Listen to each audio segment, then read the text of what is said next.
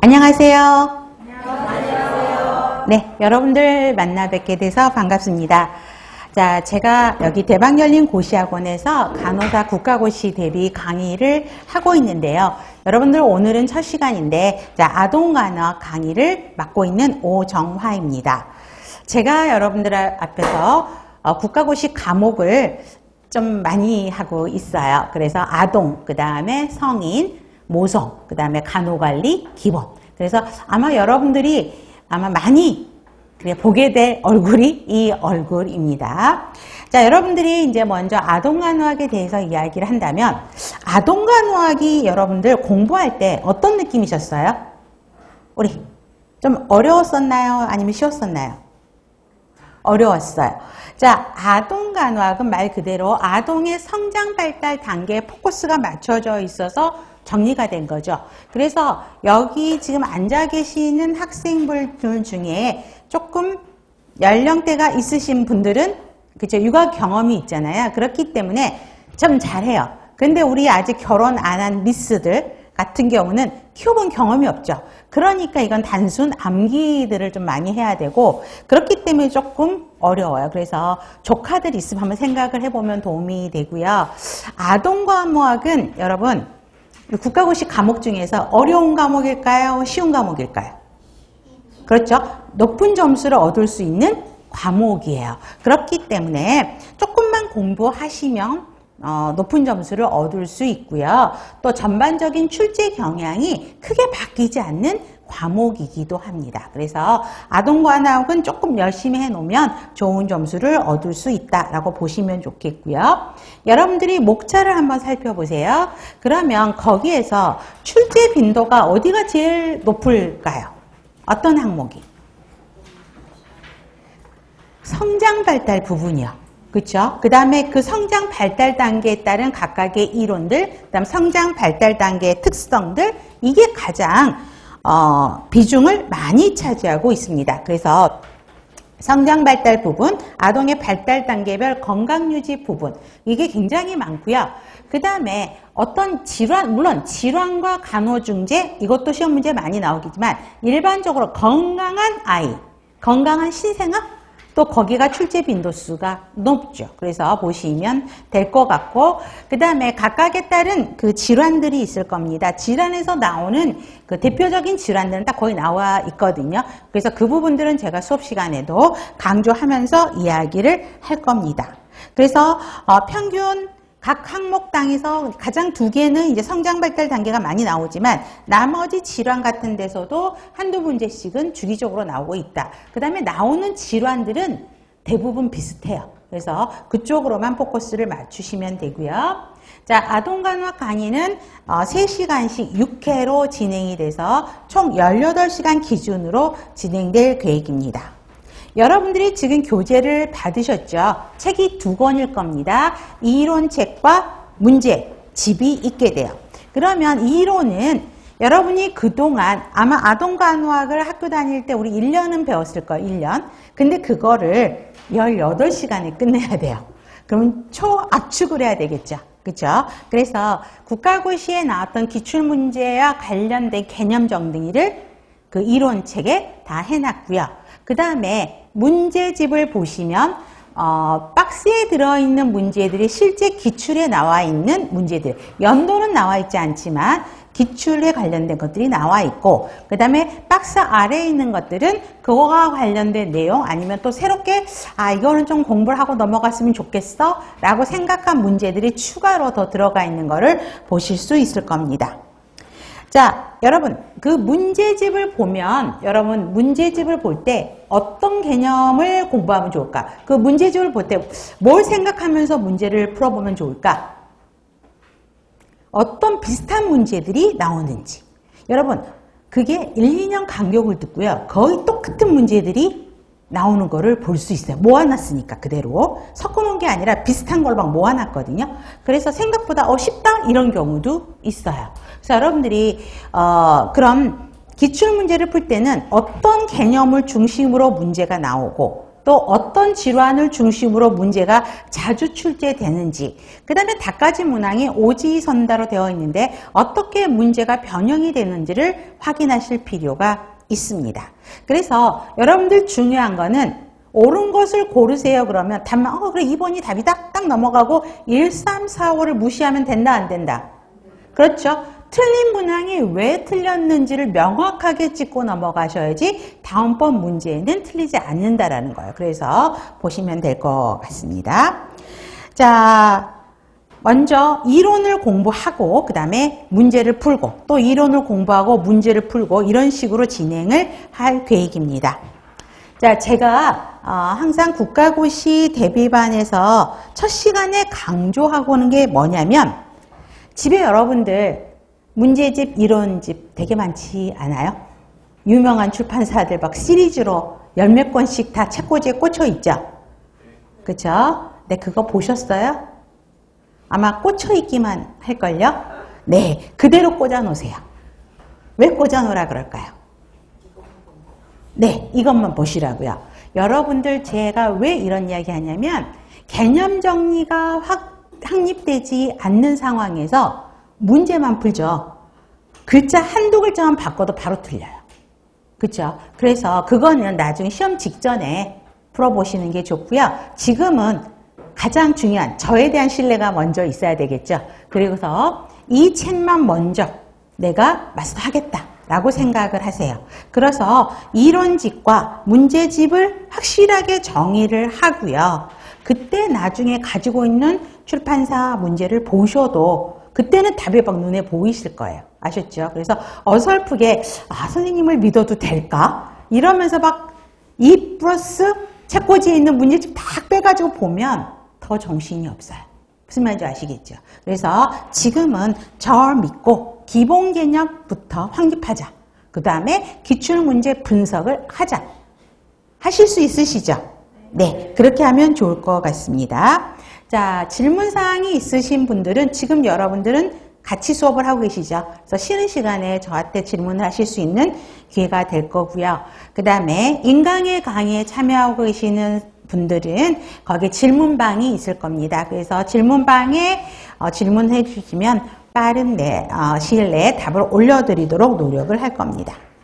자, 지금부터 뚜렷한 목적의식을 가지고, 그죠? 자리에 공부에 임해야 되는 거를 볼 수 있죠. 그래서 이 초심을 잃지 말고 우리 수업 기간 동안 열심히 했으면 좋겠습니다.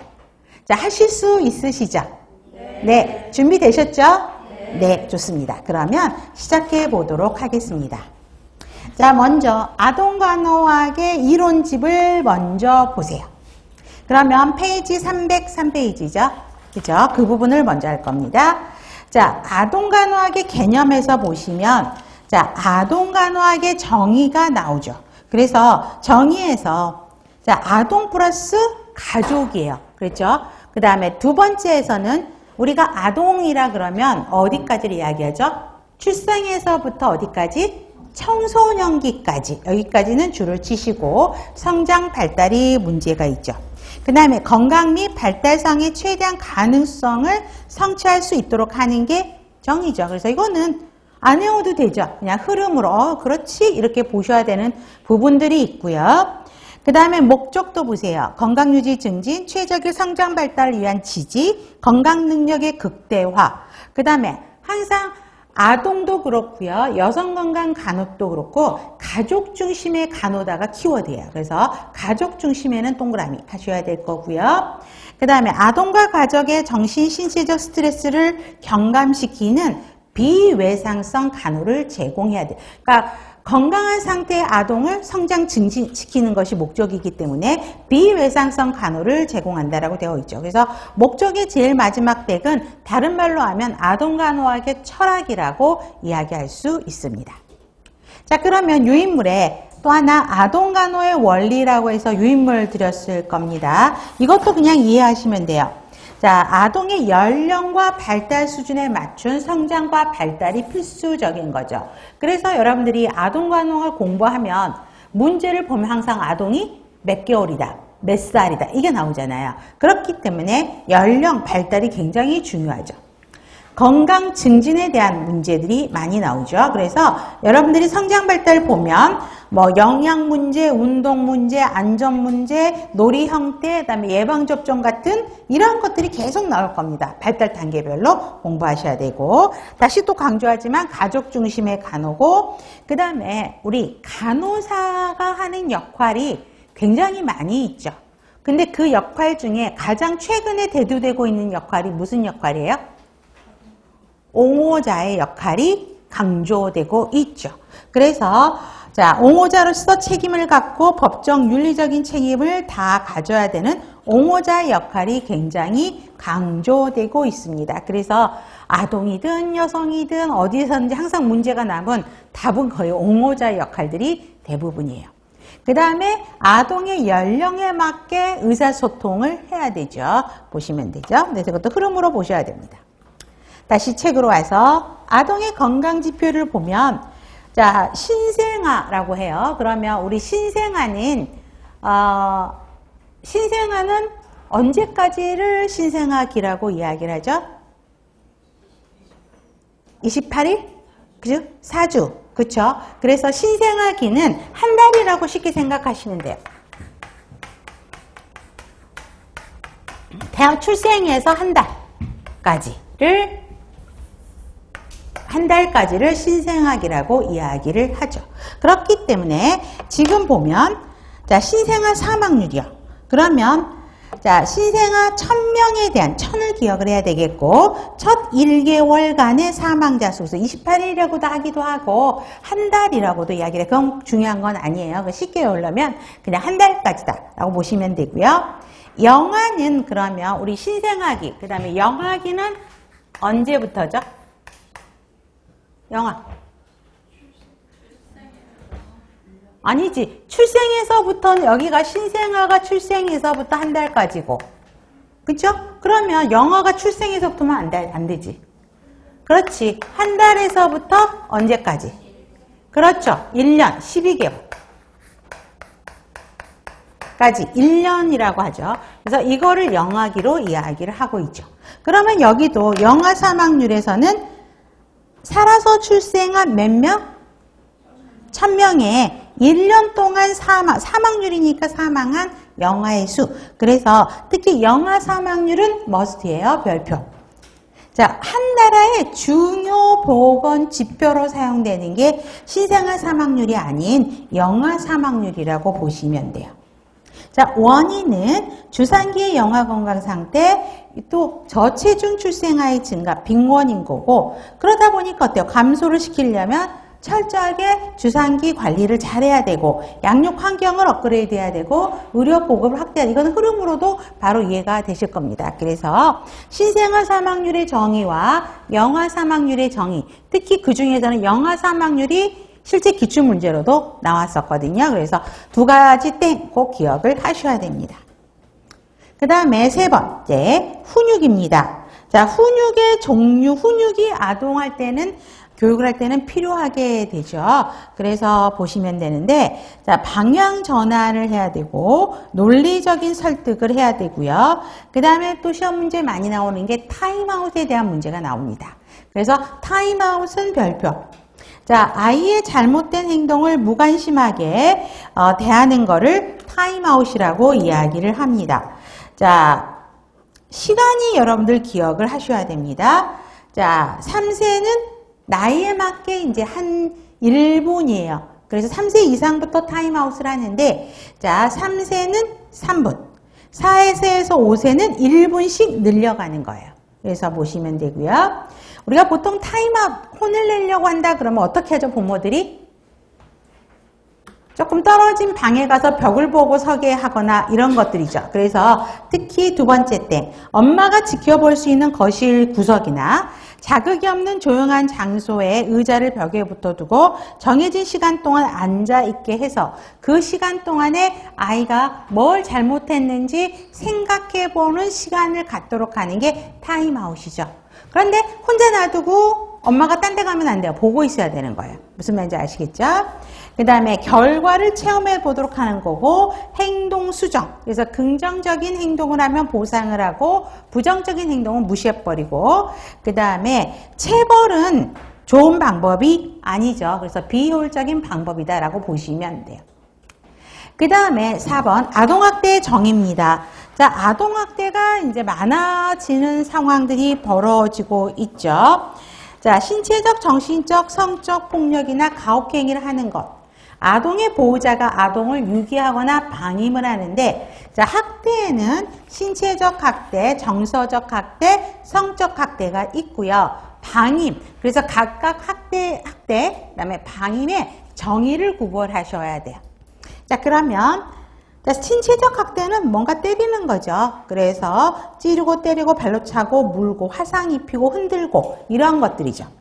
자, 의도적으로 신체적 손상을 입혀서 고통을 가하는 건데, 여러분 세 번째 대리의에 의한 민하우젠 증후군, 흔들린 아기 증후군의 정의는 기억을 하셔야 됩니다. 자, 대리인에 의한 민하우젠 증후군을 보면, 자, 사람들한테 관심을 받고 싶어 해요. 그래서 아기를 아픈 척 하게 하고 병원으로 데리고 와요. 아프다 그러면서. 그런데, 그쵸? 아픈 원인이 뭔지를 그 돌보는 엄마가 모르는 거죠. 그래서 아기가 아프면 주변에서 이제 관심을 가지고 막 걱정해서 보잖아요. 그래서 그런 관심을 엄마가 받고 싶어서 아기를 아프게 해갖고 병원으로 데리고 오는 거. 이게 대리인에 의한 민하우젠 증후군이고요. 흔들린 아기 증후군이죠. 아기를 빡 흔드는 거. 그래서 여러분들이 가끔씩 육아 프로그램 아기 이쁘다고 해서 막 이렇게 들고 막 흔들잖아요. 그러면 이쪽 뇌조직 이런 것들이 같이 흔들릴 수도 있거든요.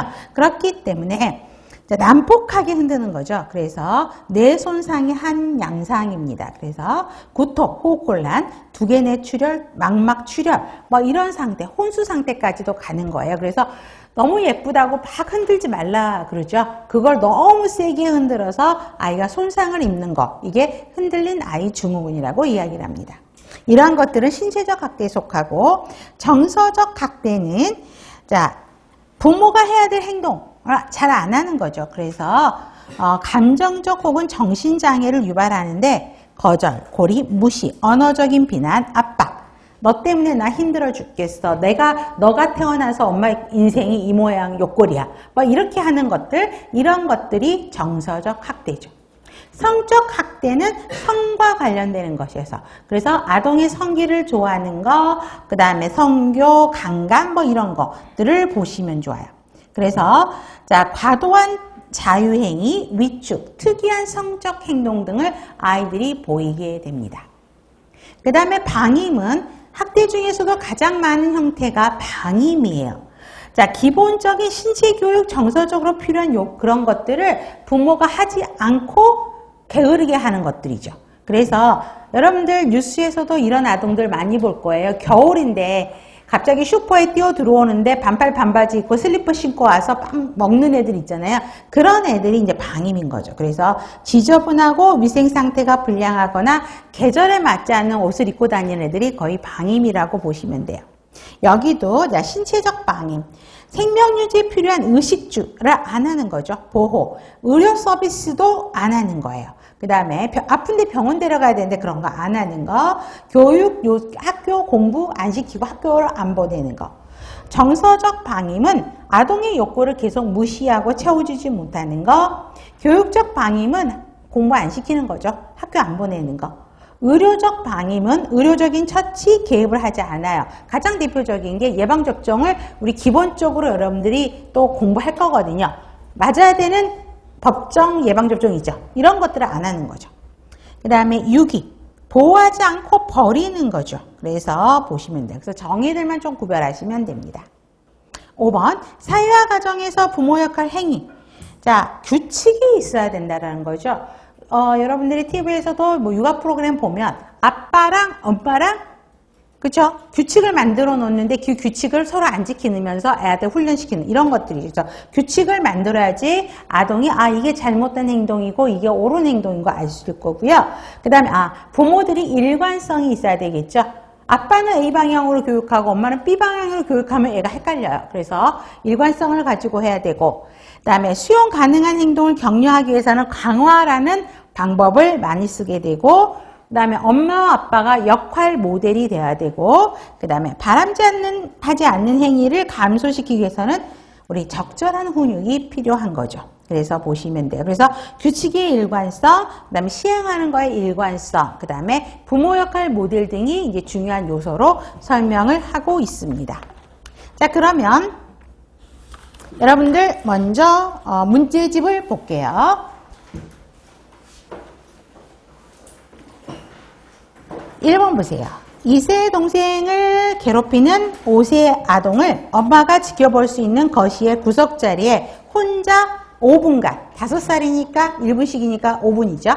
자, 앉아있게 하는 훈육 방법. 그쵸? 바로 나오죠. 타임아웃을 이야기하고 있고요. 여기서 문제를 변형해요. 5살이면 몇 분을 하는 게 적절한가? 이렇게 나가면 5분. 그래서 문제에서도 여러분들이 하나의 또 문제를 끌어내셔야 된다는 것이죠. 그 다음에 1번. 옳은 것 찾아보세요. 지금은 이제 읽느라고 첫 시간이어서 시간이 걸리겠지만 여러분들한테 숙제를 막 줄 거니까 그때는 해오셔야 돼요. 자, 옳은 것은? 그럼 우리 천천히 풀어볼까? 1번. 1번은 O예요, X예요? X. 왜? 그렇죠. 아동 중심의 간호를 제공하는 것이다? 틀린 거죠. 아동과 가족이 포함한 가족 중심의 간호를 제공한다. 그래서 여러분 틀린 거는 옆에 바로바로 쓰시면서 고치셔야 돼요. 자, 아동 간호의 주요 개념은 성장이다. OX.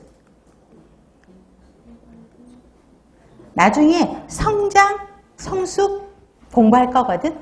그치? 성장은 뭐예요? 단순하게 양만 보는 거고 키가 몇 cm 컸느냐 이런 거 보는 게 성장인데 주요 개념은 성장이 아니죠. 성숙, 발달을 이야기하고 있죠. 3번. 신체적 장애를 예방하는 중재를 가장 우선으로 한다?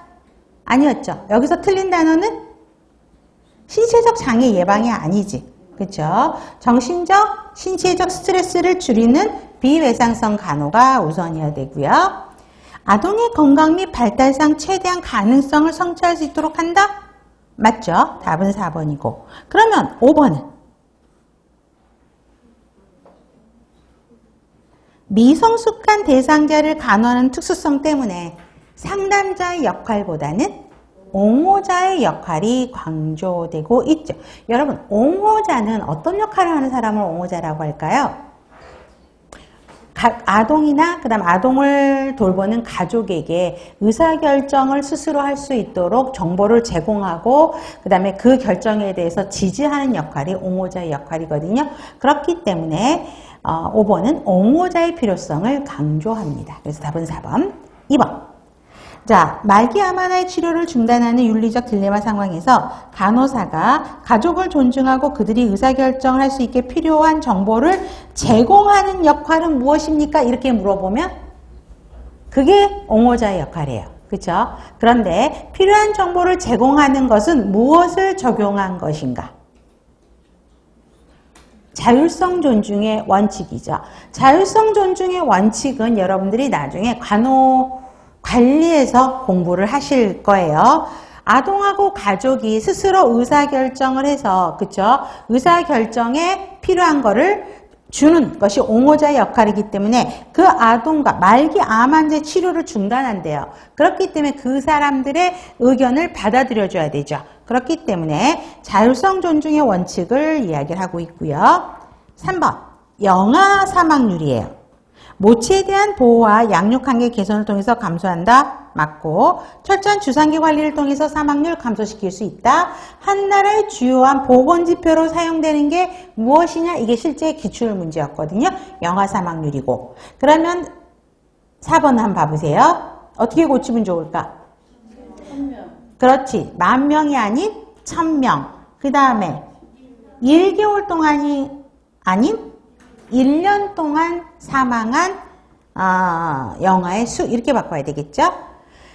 가장 큰 원인은 주상기 문제, 선천성 기형, 미수가 맞죠? 보시면 돼요. 그 다음에 4번을 봐볼까요? 열, 구토, 설사로 일주일 이상 고통을 받고 있었음에도 불구하고 병원에 안 데려갔어요. 부모의 학대 유형. 신체적 방임. 조금 더 정확하게 한다면 의학적 방임도 맞는 말이에요. 근데 답은 답까지 의학적 방임 없지. 그러니까 의학적인 방임도 신체적인 케어를 안 한 거잖아요. 그렇기 때문에 답은 5번으로 보시면 되고요. 그 다음에 5번. 3개월 영아가 왔는데 바로 사망했대요. 검사를 했는데 바로 사망했어요. 검사했더니 경막하 출혈, 망막 출혈이 나타났고 다른 외상은 없었대. 관련된 것은 흔들린 아이 증후군이죠. 그래서 흔들린 아이 증후군의 증상을 바로 알면 바로 금방 답을 알 수 있고요. 그 다음에 여러분 영아 돌연사 같은 경우는 지금 문제하고 어떻게 보냐면 도착한 후에 사망한 거예요. 얘는. 그렇죠? 근데 영아 돌연사 같은 경우는 사망해서 온 거예요. 그러니까 5번이 답이 될 수가 없다고요. 돌연사는 이미 사망한 상태에서 응급실로 온 거고 얘 문제에서 보면 얘는 응급실 왔는데 그 후에 사망한 거죠. 그래서 영아 돌연사가 답이 될 수가 없는 거고요. 그 다음에 낙상이 답이 될 수 없는 건 뭘까? 다른 외상이 있어야 돼. 낙상은. 그쵸? 근데 외상은 없어. 그냥 경막하 출혈과 망막 출혈만 있는 거야. 그렇기 때문에 낙상이라고 볼 수는 없는 거지. 그 다음에 6번. 걸음마를 시작한 유아에게 있어 아동학대를 의심하는 신체적 특징을 물어보는데 자 여기서 키워드는 유아예요. 여러분 유아가 걸음마를 언제부터 걷죠 애들이? 12개월. 그렇죠. 여러분 이거 지금은 꼭 외워야 돼. 12개월에 걷기 시작해요. 그래서 자 키워드는 걸음마를 시작해요. 그러면 아닌 거 몇 번일까?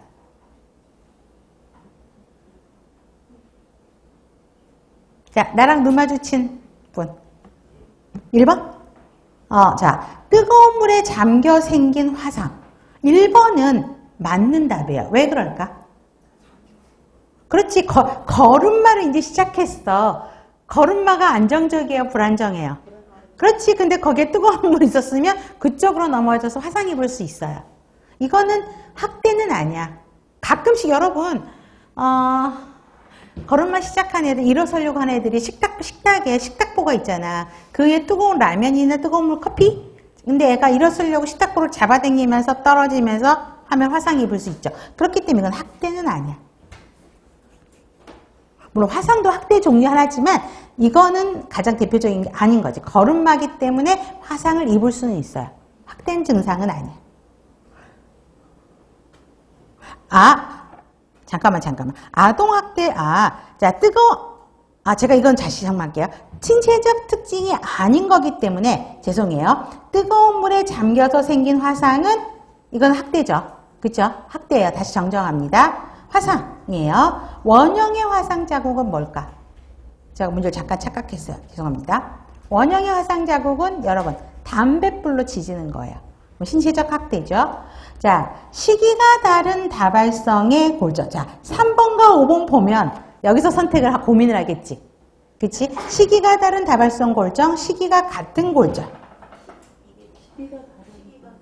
시기가 다른 거가 아니지. 시기가 다른 게 학대지. 왜냐면 자, 때려가지고 그죠? 지금 골절이 있어. 그죠? 시기가 다른. 그러니까 때려서 이제 얘가 나을 때쯤 되면 또 때려갖고 그쪽에 또 골절이 생기는 거기 때문에 이거는 학대예요. 그런데 시기가 같은 여러 개의 골절은 어때요?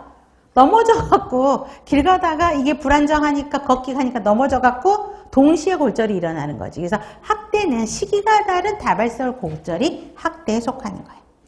그 다음에 신체 앞뒤 양쪽으로 심한 멍자국. 여러분 멍은 애들이 들 수 있어요. 걷기 시작한 애들. 주로 어디에 멍이 들까? 걷기 시작한 애들이.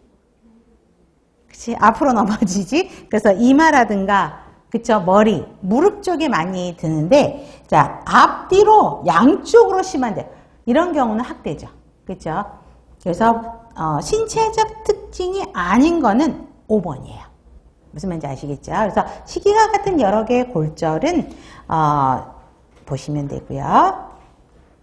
그러니까 넘어져서 동시에 골절이 있을 수 있다라고 보시면 돼요. 나머지 1번, 2번, 3번, 4번은 학대 증상이에요. 7번. 자, 2세 아동에게 타임아웃으로 훈육을 하려고 해요. 옳은 거. 1번, 격리하는 동안 불안을 감소하기 위해서 부모가 아동 옆에 함께 있어준다? 아니죠. 타임아웃은 아동이 혼자 생각해 보라는 거거든요.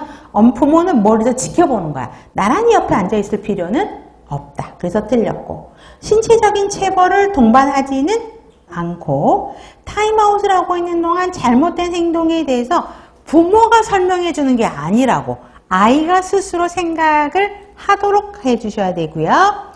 격리된 곳에 아동을 둠으로써 잘못된 행동을 반성하게 한다. 4번이 답이고, 격리 시간은 5분에서 10분이 아니라 1세당 1분. 그래서 아까 5세가 5분이었죠. 그런 형태로 보시면 돼요. 그래서 답은 4번입니다. 좋습니다. 자, 그러면 다시 책으로 와서 아동의 성장 발달입니다. 챕터 2. 그래서 아동의 성장 발달 특성을 보시면, 자, 성장 발달의 원리 먼저 보세요. 얘는 별표 많이 하세요. 머스트입니다. 항상 나오는 기본 문제예요. 자, 그러면 복합적이다, 상호 관련성이 있죠. 그래서 이거는 이해를 하셔야 돼. 자, 연속적이고 우리 아동이 출생에서 신생아, 영아, 그 다음에 유아, 그 다음에 단계가 뭐지? 학년, 정기, 그 다음에 학년기, 그 다음에 청소년기 이렇게 가죠. 얘가 다시 학년기에서 여기로 갈 수 있어요? 못 가죠. 그렇기 때문에 비가역적이다 라고 보시면 되고, 출생에서 사망까지 이루어지는 복합적이다. 그래서 상호 관련된 복합성을 가지고 있고, 유전 요인만 갖고 되는 건 아니죠. 요즘에는 환경적 요인도 굉장히 많이 좋아져서 상호작용을 받고 있고요. 자, 첫 번째는 그냥 앞에 굵은 글씨만 외워도 되고, 두 번째 방향성은 항상 나오는 문제예요. 발달하는데 방향이 있다라는 거. 그렇기 때문에 연속적이어서 어떻게 그 다음에는 어떻게 발달한 건지 예측이 가능하죠. 자, 여러분 애들이 일어나요. 신생아가 태어났어. 제일 먼저 엄마들이 우리 애가 천재야 라고 하는 행동이 뭐지? 뒤집을 때. 그렇죠? 저 역시도 애가 정상 발달보다 좀 빨리 뒤집었어요. 그래서 천재인가? 그런 망언을 환상을 갖고, 그렇죠? 뒤집고 나면 기어다니고 앉고 걷고 서고 걷고 이게 예측 가능하죠. 그렇기 때문에 방향이 있고 질서 정연하고 예측 가능해요. 그 다음에 두 번째, 세 번째, 네 번째 땡 별표. 자, 어디에서부터 발달한다?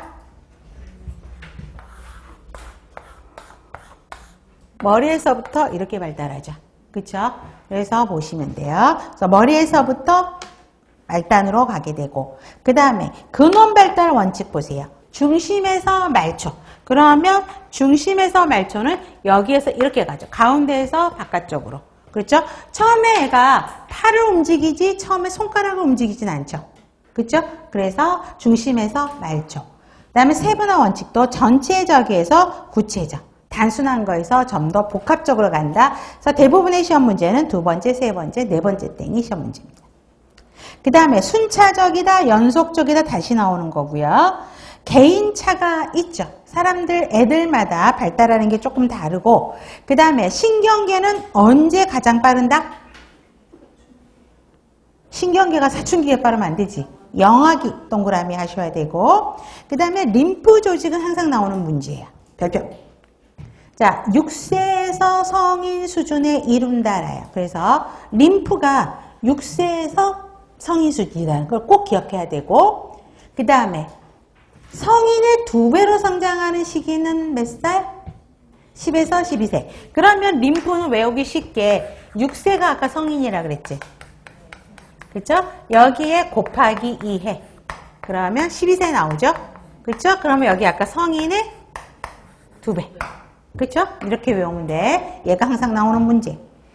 생식기계는 뭐 사춘기인 건 바로 아실 거고, 결정적 시기가 있어. 특정한 시기가 있어. 그래서 그 시기에 그걸 배워야지 아동들이 발달을 하게 되고, 만약에 그럴 때 자극이 주어지지 않으면 거기에 장애가 생기게 되죠. 발달 속도. 정확하고 일정한 순서가 있어서 예측 가능하는데 모든 영역의 발달 속도는 일정하다, 일정하지 않다. 일정하지 않다. 그래서 자, 신체적 성장이 빠른 시기 우리 큰 소리로 읽어볼까요? 네, 이게 시험 문제예요. 자, 태아기는 뭘까, 여러분? 수정이 되면서 10달 동안이죠. 그래서 수정된 애가, 그쵸? 아기가 되는 거야. 그 다음에 영아기는, 아까 영아기가 언제라 했지? 한 달이잖아. 이때부터 갑자기 얘가 걸어 다니네? 그쵸? 요때 영아기가 굉장히 빠르고 그 다음에 청소년기야. 그래서 보시면 돼. 요즘에 어떤 TV에 보니까 초등학교 6학년인데 키가 173? 몸은 거의 성인인데 얼굴은 애기야. 말하는 것도 너무 애기야. 그런데 애들 요즘 발달이 너무 많이 되죠. 그 다음에 자, 성별도 보면 자, 중요한 것. 누가 먼저 더 성장을 해요? 여자하고 남자하고. 여자애들이 더 빠르죠. 그래서 여자애들이 한 2년 정도 더 빨라요. 그래서 보시면 여러분들 초등학교 가보면요. 초등학교 5학년, 6학년 여학생들을 보면 거의 성인이에요. 신체 발육들이. 근데 같은 학년이라고 서 있는 남자애를 한번 봐봐봐. 아직 멀었어. 애기야. 남자애들. 그만큼 2년이 늦게 성장을 해요. 보시면 됩니다. 그래서 앞에 굵은 글씨는 꼭 기억을 하시고 세부적인 거는 제가 꼭 외우라는 것들은 외우셔야 됩니다. 그 다음에 성장 발달. 아까 성장은 신체 크기, 부피 증가, 양적인 것만 갖고 이야기해요. 그래서 우리 키가 1년에 몇 센치 컸다, 몸무게가 몇 킬로 늘어났다. 쉽게 할 수 있는 게 성장. 발달은 자, 성장에 따른 기능적인 과정이면서 질적인 변화인데 주로 더 큰 광범위한 걸 갖고 있는 게 성숙 발달을 이야기하고 있는 거예요. 그래서 언어 습득 같은 게 발달로 들어간다라는 거는 구별하셔야 됩니다. 다음, 스캔먼의 신체 곡선인데요. 자, 이거는 여러분들에게 유인물로 드렸을 거예요. 스캔먼 신체 곡선 같이 보세요.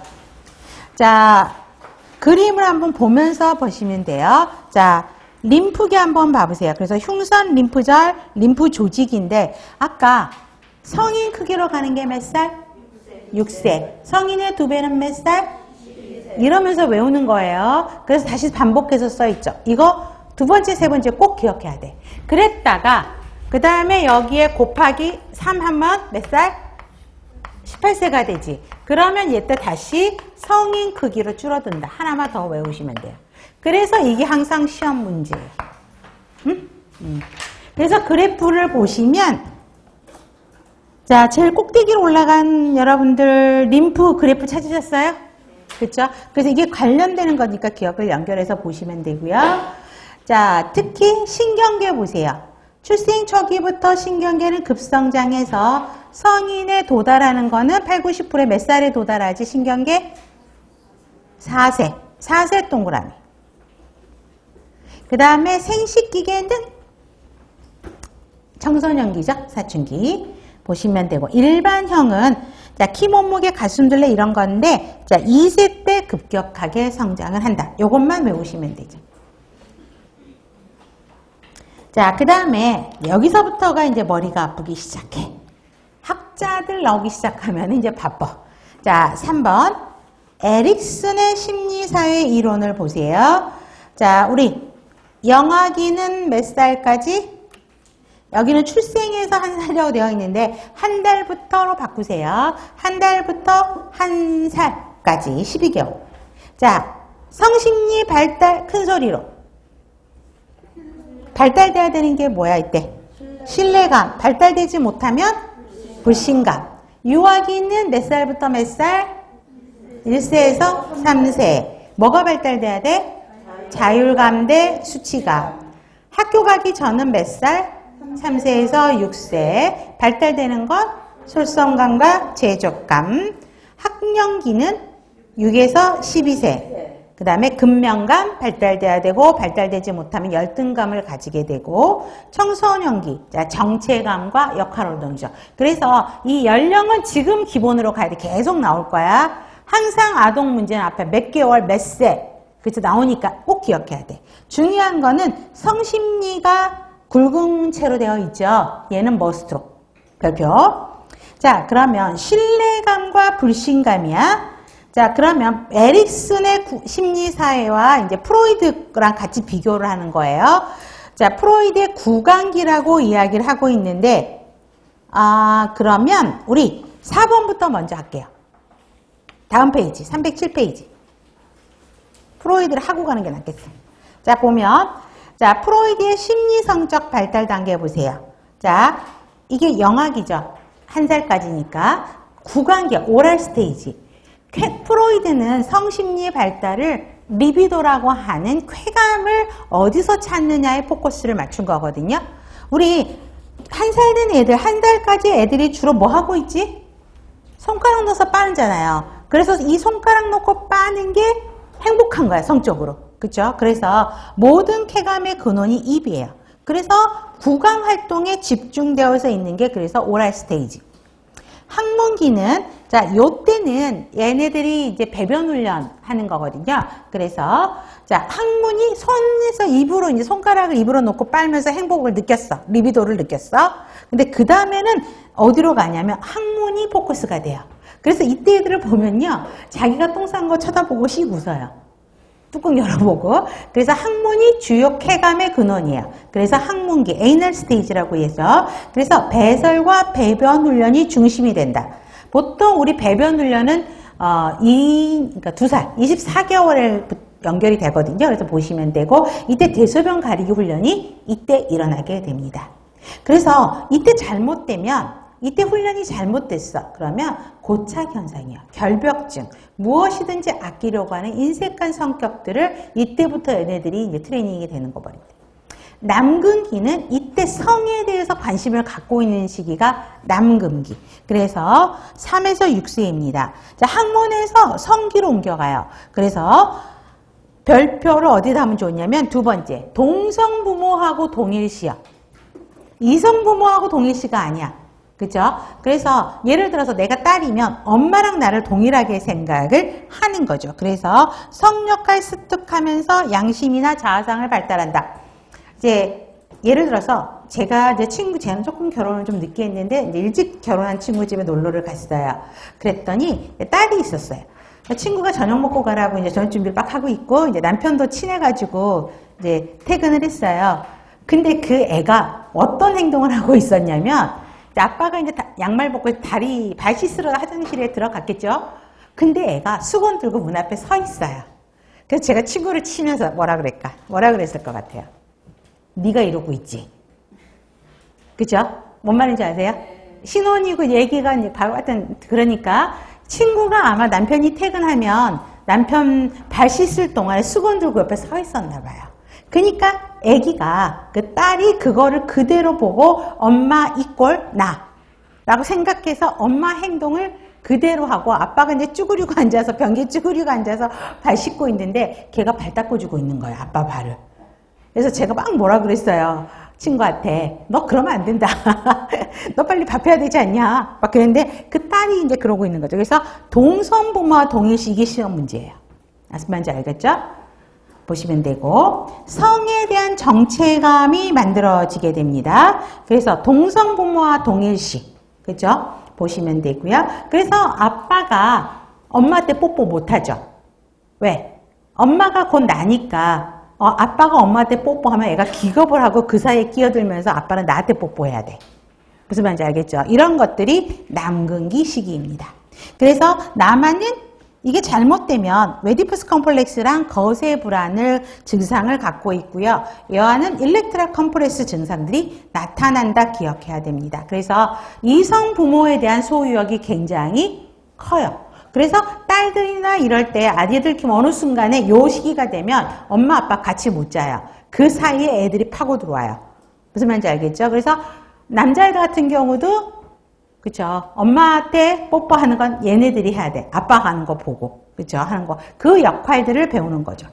잠복기는요, 자, 성적 욕구가 억압되는 상황이에요. 그래서 잠깐 숨어들어요. 그래서 이때는 친한 친구와 또래 집단의 영향을 받게 되고요. 그래서 보시면 되고. 그래서 이렇게 되는 학년기잖아요. 그래서, 자, 초기는 동성 친구예요. 그러니까 초기라고 한다 그러면 저학년. 그래서 초등학교 1학년 들어가면 여자애들은 여자애들끼리, 남자애들은 남자애들끼리 친구 집단을 만들게 되죠. 그래서 후기로 가면서 이제 이성에 대한 관심들이 커지게 되고, 학교에 들어가는 거니까 여러분 잠복 성에 대한 관심이 줄어든다 그랬어요. 왜 그럴까? 학교에 대해 가서 친구 사귀는 게 더 바빠요. 그러니까 성에 대한 게 줄어들어. 그것도 학교에 가서 새롭게 학교 생활에 적응도 해야 되고 공부도 해야 되니까 성에 집착할 수가 없어요. 그래서 환경에 대한 탐색, 지적 탐색이 활동적인 시기가 잠복기. 생식기는 청소년기죠. 그래서 보시면 될 것 같아요. 그럼 다시 앞 페이지로 가서, 자, 에릭슨을 보면, 자, 프로이드의 구강기에 해당한대, 영아기가. 그래서 보시면 돼요. 그래서 같이 이걸 매칭을 시키셔야 돼요. 나이로 보면서 프로이드 구강기의 동그라미. 그 다음에 신뢰감이 발달돼야 되는데 여기서 신뢰감은 누구하고 누구 대표적으로 누구를 말할까? 돌보는 사람이죠. 그래서 엄마의 돌봄이 신뢰감을 발달시키는 주요 요소고 그 신뢰감이 잘 발달되면 애착관계가 형성이 되고 있죠. 그래서 주 양육자와의 신뢰관계죠.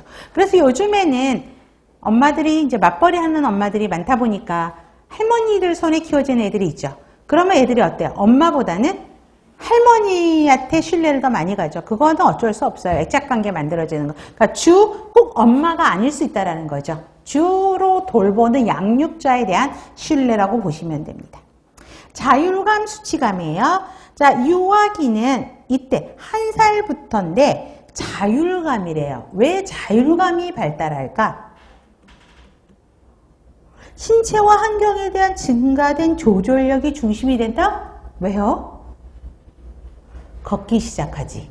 그래서 어머님들이 뭐라 그러세요? 아기 난 엄마들이 뭐라 그래요? 어머님들이. 뱃속에 있을 때가 좋았다. 누워있을 때가 좋았다. 그쵸? 걸어다니기 시작하면 얘네들이 어디로 튈 줄 몰라요. 그쵸? 그러면 엄마 입장에서는 그런데 애 입장은 내가 걸어다닐 수 있으니까 새로운 거 보면 막 알고 싶고 관심을 가지고 싶죠. 그렇기 때문에 신체 환경에 대한 증가된 조절력이 중심이 돼서 보고 그 다음에 보행 등의 기술을 사용하려고 하고 그 다음에 다른 사람의 활동을 흉내내면서 활동을 하게 됩니다. 그래서 이때가 연령대가 1에서 3세니까 프로이드의 어느 기? 학문기. 학령 전기는 자 솔선감이에요. 그래서 활발하고 적극적인 행동, 진취적인 정신, 구상력이 솔선감을 촉진시키게 됩니다. 다 내가 할 수 있어요. 그래서 보시면 되고 이때는 남금기, 동그라미. 금명감은 아까 학교에 가서 부지런해야 학교 가서 친구들 사귀고 학교 생활 학교 통근하고 하잖아요. 학교 들어가고. 그렇기 때문에 이때는 잠복기에 성에 대한 관심이 조금 떨어지는 잠복기에 됩니다. 특히 학교 가서는 친구와의 또래 집단 형성하는 게 가장 큰 거예요. 사회환경. 그렇기 때문에 자 인정받기를 원해. 누구한테? 친구들한테. 그래서 보시면 되고 또 이런 친구들 사이에서 거부당했을 때는 열등감이 생기게 된다는 거 보시면 되죠. 학습이나 과제를 못하거나 또 주변에서 너무 많은 기대를 할 때는 스트레스 받아가지고 열등감이 생기게 됩니다. 청소년기에는 성에 대한 정체감이죠. 그렇기 때문에 생식기가 이르는 거고 그 다음에 신체적 변화를 받아들이고 또 정신적인 것도 많이 성숙이 되죠. 그래서 정체감이 만들어지고 이게 잘 안 되면 역할 혼돈이 일어난다. 그래서 자 에릭슨의 심리사회와 그 다음에 프로이드와 연결해야 되고 에릭슨의 성심리 꼭 머스트로 정리를 해야 됩니다. 자 그러면 307페이지의 4번 밑에 프로이드와 에릭슨과 피아제 연결해놨죠. 그쵸 표? 이걸 왜 이렇게 제가 표까지 만들어서 드렸을까요? 중요하니까. 그 다음에 따라오는 화살표? 그래서 외워야 된다라는 거죠. 이렇게 섞어 놓고요. 문제가 어떻게 나오냐면 에릭슨만 나오면 되게 쉬워요. 자, 이 연령대 발달 과부로 에릭슨, 프로이드, 피아제의 순서대로 나열한 것은 이렇게 문제가 나와요. 그래서 이 같은 연령대를 꼭 기억을 하셔야 됩니다. 자, 그러면 5번. 자, 이 표는 그냥 넘어갈게요. 피아제 금방 할 거니까. 자, 5번. 피아제의 인지발달 이론인데요. 여러분이 제일 어려워하는 게 이 학자들 중에서 피아제 이론을 제일 어려워해요. 자, 인지가 발달하는 건데요. 자, 감각운동기는 몇 살까지? 2세까지. 자, 자극에 대해서 반응하는 것이에요. 그렇기 때문에 특히 대상 영속성의 개념 발표하세요. 대상이 영속한다라는 것이에요. 그럼 뭐예요? 내 눈앞에서 물체가 없어져도, 그쵸? 사물은 있다라는 거를 아는 거. 이게 대상 영속성의 개념이고요. 정의는 꼭 기억하셔야 되고. 그 다음에 조작 전이에요. 그렇기 때문에 전 조작기는 몇 살부터 몇 살? 2세에서 7세 꼭 기억해야 돼요. 그 다음에 구체적 조작기, 형식적 조작기 이렇게 나눠져요. 조작을 할 수 있다라는 거야. 자, 조작이란 정의를 보면 과거에 일어났던 사고를 논리적인 관계로 연결 지을 수 있다는 거지. 자, 그러면 전 조작기니까 뭐야? 조작을 할 수 있다, 없다? 논리적인 관계를 이해할 수 있다, 없다? 없다. 그래서 자, 논리적인 조작이 가능하지 않다라는 거기 때문에 전 조작기. 그래서 2세에서 7세인데 2세에서 4세까지를 개념이 만들어지기 전, 그 다음에 4에서 7세를 큰 소리로 직관이라는 게 뭐예요? 눈으로 본 것만 보는 거지. 생각하는 거지. 눈으로 보는 것만 알고 그 뒤에 숨겨진 거는 모르는 거. 아직은 조작하기 전이니까. 그래서 정개념기는 몇 살부터 몇 살? 다시 한번 큰 소리로 2에서 4세. 직관기는 몇 살? 자, 전조작기의 대표적인 특성은 앞에 굵은 글씨 머스트로 정리합니다. 뒤에 또 나올 거. 6번에도 전조작기의 특성이 있어요. 자, 상징적 사고는 뭐냐면 여러분 집 하나 만들어 놓고 얘는 집일 수도 있고 기차일 수도 있고 그죠? 나무 박스를 집이다 기차다 이렇게 나름대로 아기가 상징을 정하는 거예요. 자기 중심이죠. 타인을 배려하거나 타인의 이해가 되는 나이야, 안 되는 나이야? 안 되는 나이. 그러니까 자신의 관점에서만 생각해요. 그래서 화난 엄마를 위로하려고 하는데 여러 가지 방법이 있을 수 있잖아. 근데 얘가 생각을 못해. 그러니까 자기가 위로받았던 거. 내가 애착인형 있잖아. 그걸 갖고 있으면 기분이 좋아지니까 엄마 기분 좋게 하려고 자기 애착인형을 주는 거. 이해되죠? 이게 자기중심. 그 다음 비가역성은 과정이나 순서를 역으로 생각하지 못해. 예를 들어서 조립을 이렇게 했어. 그쵸? 근데 얘를 분해하면 이렇게 갈 수 있다는 걸 생각을 못하는 거야. 조작 전이니까 보시면 되고. 그 다음에 마술적 사고. 자신이 생각하는 대로 모든 사건이 일어난다. 자기는 그 사건을 내 힘으로 다 조절할 수 있다. 라는 게 마술적 사고. 무랄론적 사고는 무생물인데 생명이 있다라고 생각을 하죠. 그래서 인형인데 살아있는 애기로 이야기를 하는 거. 그 다음에 계단에서 내려가다가 넘어졌어. 그러면서 아빠한테 계단 혼내주라고 하는 거. 이러한 것들이 전부 무랄론적 사고. 중심화는 한 상황에 한 측면만 집중하고 다른 부분은 무시해버리는 거. 자, 전 조작기에서 구체적 조작기로 넘어가요. 그래서 구체적 조작기는 조작을 할 수 있다라는 거야. 그쵸? 그럼 조작을 할 수 있다라는 시기는 언제쯤? 학교 들어가서부터겠지. 뭔가 똑똑해지게 공부를 하면서. 그래서 논리적인 조작, 추론이 가능하고 보존 개념이 확립되고요. 처음에는 귀납적 사고. 귀납적 사고는 뭐지, 여러분? 귀납적 사고. 어떤 결론들이 이렇게 있으면 이걸 하나를 가지고 이렇게 만들어내는 게 귀납이죠. 그 다음에 연역은 여기에서부터 각각의 세분화되는 거. 이게 연역을 이야기하고 있거든요. 그래서 처음에 나오는 게 귀납부터 먼저 하고 그 다음에 연역적 사고가 발달되고 탈중심화, 여러 면의 생각을 할 수 있고 학교 들어가면 친구들하고 학교 생활에 적응을 해야 되니까 규칙, 가치를 이해해야 되죠. 판단, 이성적인 판단을 할 수 있지만 아직은 이때는 11살이니까 저학년이야. 그러다 보니까 미래, 추상적인 거에서는 이해하지 못한다는 거죠.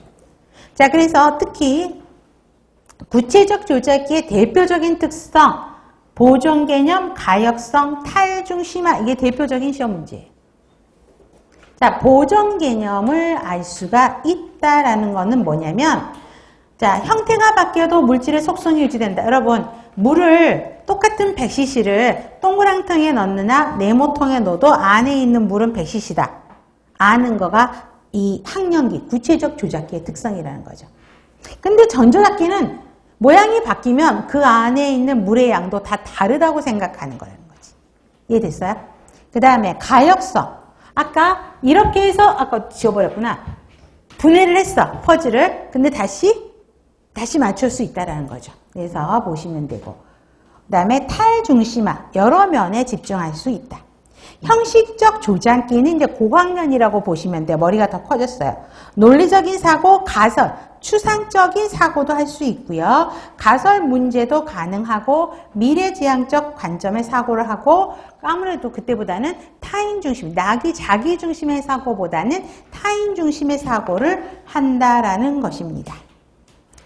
자, 그러면 잠깐 여기까지 하고 쉬었다가 진행을 하도록 하겠습니다.